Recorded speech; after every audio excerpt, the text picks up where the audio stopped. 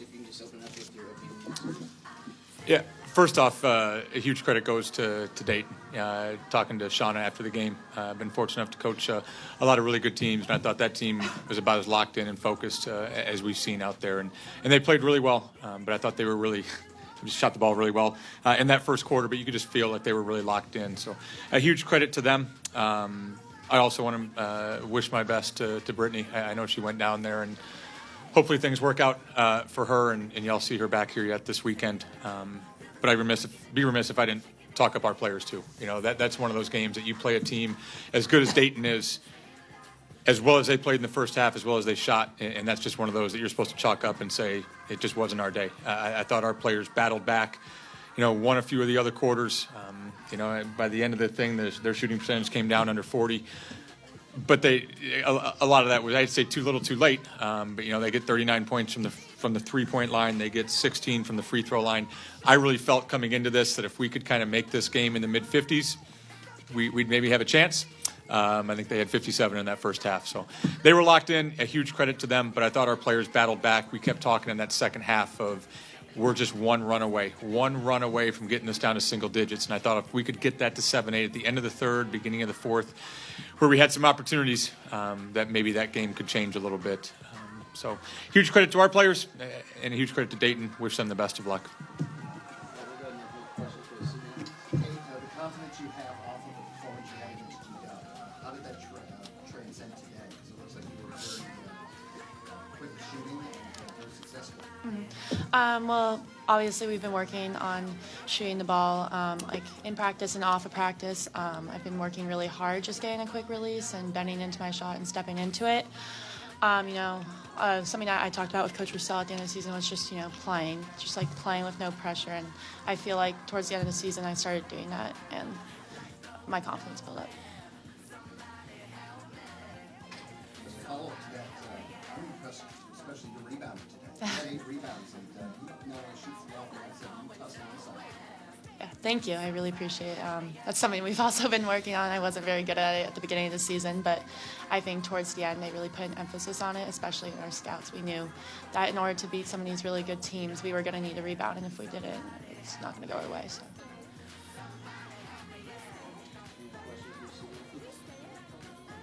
Jaide, a question for you. Kind of reflect on your 4 years. Coach Roussell, new coach, your senior career. How did that change your game? Very efficient inside. You're very impressive athlete. Sorry to see you go. Thank you. I appreciate that. There was a new energy and excitement around this season in particular. I think reflecting back on my 4 years, University of Richmond has been great to me. I've learned a lot as a player, as a student, and I think with Coach Roussell and their staff coming in, that new energy was felt right away. I mean, one of the first things Coach Roussell said to me was, there's no reason why you should have only one 3-pointer taken throughout your 4 years. So that's something that I got into the gym with Coach G to work on. So I think it was great to, as a senior, feel like I was still developing, like I was still going to be able to make some changes to my game. So I think all around, like, this is a great opportunity for this team to get here, and I'm really excited that we are here. And I'm really excited to see what they do in the future. I'm currently committed to grad school at VCU, so right now, no basketball plans. I know. Yes. With 11 of the 14 institutions graduating their student athletes at 94% or higher, and 97 A-10 teams recording perfect scores of 100%, including women's tennis teams. The A-10 is committed to academic and athletic success. Great places. Yeah, I think just to stay up. I mean, we've been talking about this game since we got here, even before we actually took the trip here. I think one of the things that we were talking about is it's March. Anybody's game is anybody's game. So I think, just making sure we were confident coming into this game, confident in practices before, shoot the ball, rebound, all those things we were talking about, making sure that we were just confident as a whole. To postgraduate scholarship expenses. 2009 class was comprised of 12 female and 2 male student athletes with a GPA of 3.7 or higher. Hey, conference gave you free water, man. Take that. Applications for the 2020 class are currently being accepted from A-10 student athletes at Atlantic10.com. see my face when all that stuff was going on. I think that's one of those that, and we talked about this before the game. They're such an efficient team. There, some really, really tough matchups out there that I was really nervous about around the basket, and that seemed to be okay. But the way they shot the basketball. Now, again, some of that was on us. I thought they were very, very good getting out in transition. We were back in our heels. So the two that we gave up early in transition, you just can't give those up. Jenna's first three, I think, was coming off an offensive rebound off a free throw. So you start all of a sudden saying, hey, they're shooting the lights out. There's only so many things you can do. But I thought we really had to change some things with our offense.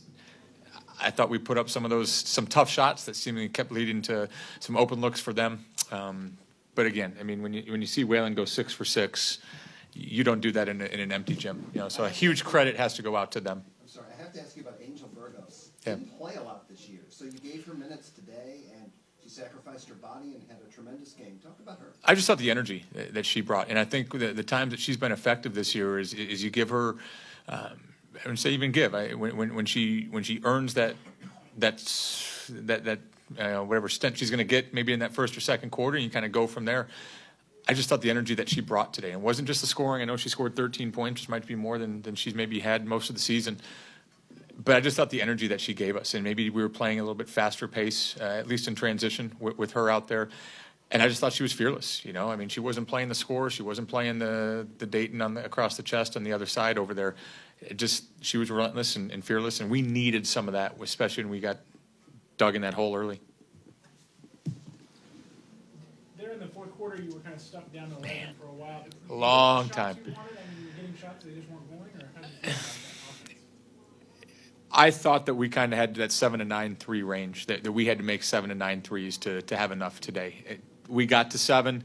I don't know if we were maybe as efficient as we could have been. Some of those were open looks. I thought we did rush some of those. But I thought for the most part they were pretty good looks from 3. Maybe we were gambling a little bit at that point to try to make up some time. But if you remember, I think it was 6 possessions in a row that it stood at 11. And maybe 3 of those were in transition, and ended up being turnovers, so we didn't even get shots up there. I know Kate had one in the third quarter, one in the fourth quarter that was at 11, that we had a fast break, that if all of a sudden you get that to 9, maybe there's a timeout in there. I really just kind of kept telling our kids, you get this thing to 7, 8. I've been on the other end of these where you build up a lead and all of a sudden you're maybe second guessing things a little bit. We just couldn't quite get over the hump, and some of those were some quick shots. But you also kind of have to let your kids play in a game like this. You're going against a really, really good opponent.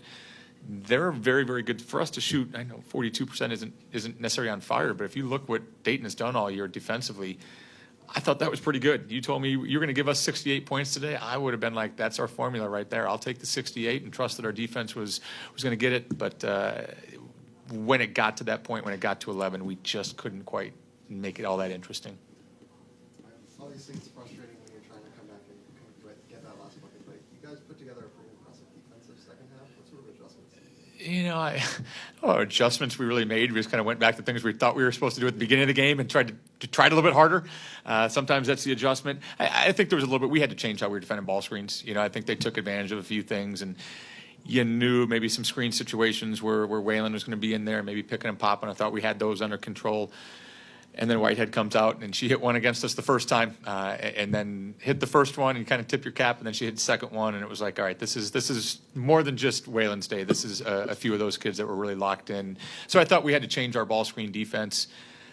I think the big thing is just even when we got some of those stops, just giving them the second chances that they had. Like I said, they got 39 points from the 3. I thought that was going to be too much for us. 16 points from the free throw line.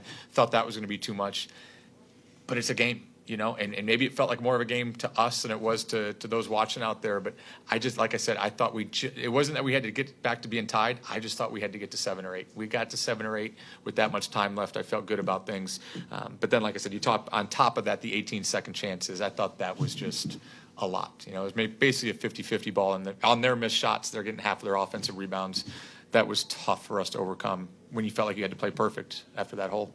Coach, what is it like having a player like Jaide around? Y'all saw what she can do today on the floor, and I will get back to your question. But man, that kid, she's an unbelievable person. Let alone a basketball player, an unbelievable person. There's, with all due respect to every student at University of Richmond, I say that kid might have gotten more out of the university than anybody else that I've seen. she also has probably given back to the university more than anybody I've seen. And I think that's where you start, you know. And, you know, Jaide's had an up and down season, by far more up than down. She was asked to, you know, she talked about the enthusiasm we brought, but that's really hard to do as a senior in their entire class, to come in and everything right, good, bad, and different, but all of a sudden there's a major change going into your senior year. I think that's hard to overcome because it's not the picture that you thought was being painted for you. And she embraced us with open arms. I myself and my family and our staff owe a huge credit and debt to her. But just being able to coach her and seeing how much her game has expanded. You know, those of y'all that have watched A-10 basketball over the years, she made more threes today and took more threes today, being 1 for 3 than she had in the first 3 years of her career. You know, she shot over 40% in conference play this year from 3. I mean, that's tremendous. You know, most people aren't doing that, but that kid was in the gym, working with the staff, working with Coach G, and just a great satisfaction for me as a coach to see somebody be rewarded the way that she was with everything that she put into it. We got time for one final question. What's your biggest takeaway from this season, especially down the stretch? You finished strong, going 9-4. Obviously, not quite enough to get past this game. But what do you take away from that final stretch of the season? Yeah, I think excitement for one, but I think I'm excited because of the resiliency that this group showed. You know, we talked about it in the locker room a lot today of after the game. That's a game that, like I said earlier, we could have packed that thing in and just been like, hey, it was a tough draw and a tough environment, and they played well. They did all of those things, and our kids still battled back. And like I said, it really felt like it was a game that middle of the fourth quarter. We just needed to get over the hump a little bit. We probably weren't capable of that. I know we weren't capable of that 4 months ago. I'm not even sure we were capable of that 2 months ago, the last time we saw Dayton.